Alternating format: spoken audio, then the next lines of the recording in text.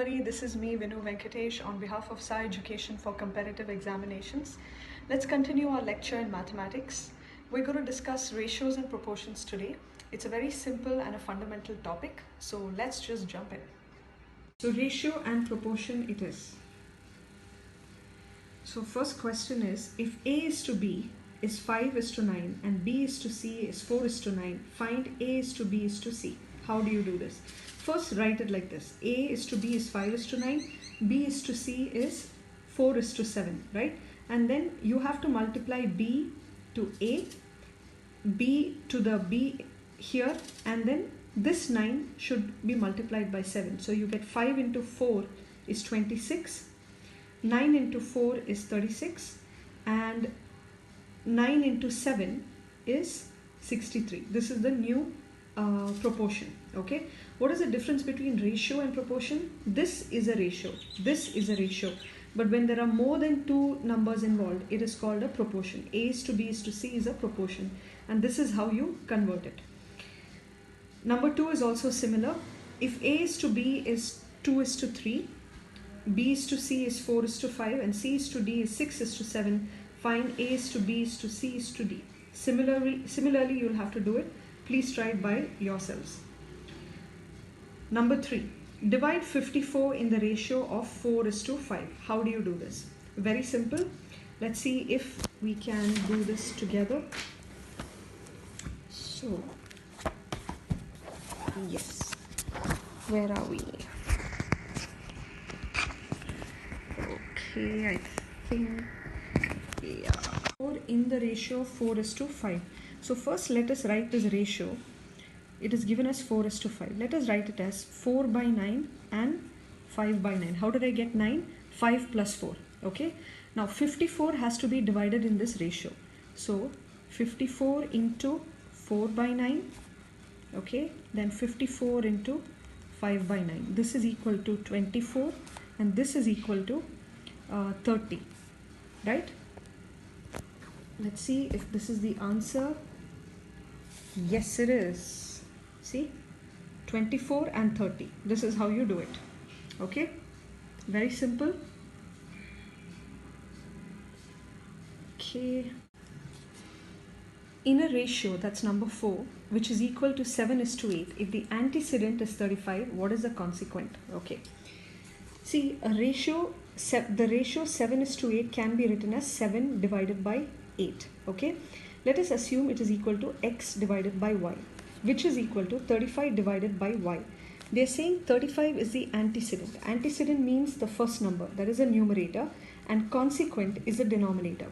Okay, so they are saying 7 by 8 is equal to 35 divided by something. What is that something? Which is the consequent. Simply cross multiply, you get y is equal to 40 as given here. Right? See, 7:8 is the same as 35:40. Right? Now, number 5. Find the fourth proportional. Okay, so this is what we call a proportion. Sorry, I apologize. I had said that this is a proportion, this is a ratio, this is a proportion.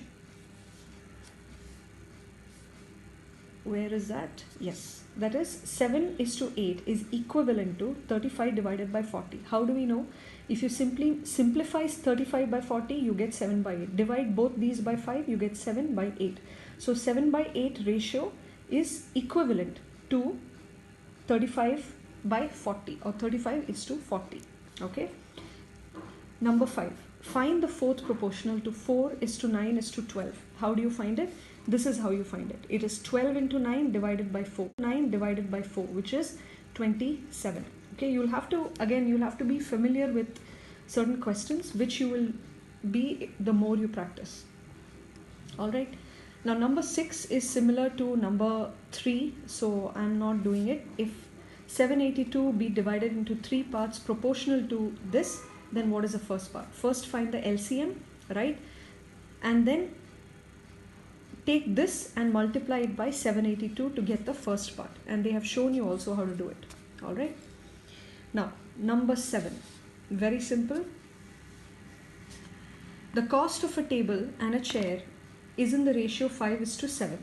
If the cost of table and chair is increased by 20% and 10% respectively, then what will be the new ratio? So the ratio is 5:7. Increase 5 by 20%, how much will you get? It is 6. Increase 7 by 10%, it is nothing but 7.7. How do you do it? 5 plus 20 plus 5 plus 20% of 5, which is 5 plus 1, which is 6. Similarly, 7 plus 10% of 7, which is 7 plus 0.7, which is 7.7. So the new ratio is 6:7.7. If you multiply both sides by 10 to get rid of the decimal, you will get 60:77. Okay, that's how you do that question. Now, number 8. The total population of a village is 5,000. The number of males and females increases by 10% and 15% respectively, and consequently the population of the village becomes 5,600. What was the number of males in the village? Alright, so they've given you a way of doing it. Let me do it in my own way. So let the number of males be x, let the number of females be y. So x plus y is 5,000. That's our equation 1. In the new case, they are saying 10 males increased by 10%, females increased by 15%. So x plus 10% of x will give me 1.1x. Y plus 15% of y will give me 1.15y is equal to 1.15y is equal to 5,600. When you solve both these equations, we are going to solve these as simultaneous equations, which means you'll have to multiply both sides by a common factor with an opposite sign so that we can cancel out one variable. So here I am taking x, 1.1x, and I am multiplying the first equation by minus 1.1.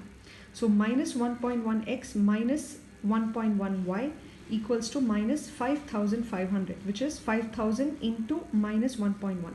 Second equation remains the same as it is. So we can cancel these two terms because they are the same but with opposite sign. When you solve the remainder of the equation, you will get 0.05y equals 100. Therefore, y is equal to 2,000. That is, number of females is equal to the number of females initially was equal to 2,000. Number of males will be equal to 5,000 minus 2,000, which is 3,000, and that is the correct answer, I think. Yes, it is. Total males is 3,000. Okay, you can do it this way or the way that we discussed. Alright, moving to number 9. The sides of a triangle are in the ratio 1/2 is to 1/3 is to 1/4. If perimeter is 104 centimeters, find the length of the smallest side. What is the perimeter? Sum of the sides of the triangle. And a triangle has 3 sides. So the ratio of sides is this. Let us find the LCM and convert the ratios with a uniform denominator or consequent. Remember, we studied what are antecedents and consequent. This is antecedent, this is consequent. So the LCM is 12. Here we have found, and accordingly multiply and convert the ratio with a common denominator or consequent, and you get this. So let x be a quantity. Okay, let x be some quantity. So multiply each of these by x, and the sum of that is equal to the perimeter of 104. When you solve for x, you get x as 96. Therefore, the smallest side would be 96 into 3/12. This is the smallest of all 3 sides, right? See, once you get a common denominator, you can easily find out which is the largest and the smallest. The ratio with the largest numerator will be the largest. The ratio with the smallest numerator will be the smallest. So here 3/12 is the smallest. So 3/12 into x is 24 centimeters, and that is the correct answer. Okay, you can follow this way or you can do it the way that we did. So I hope you're able to understand what we are doing. I hope we are all on the same page. We'll continue next time with the remainder of the lecture. Until then, keep practicing and all the best.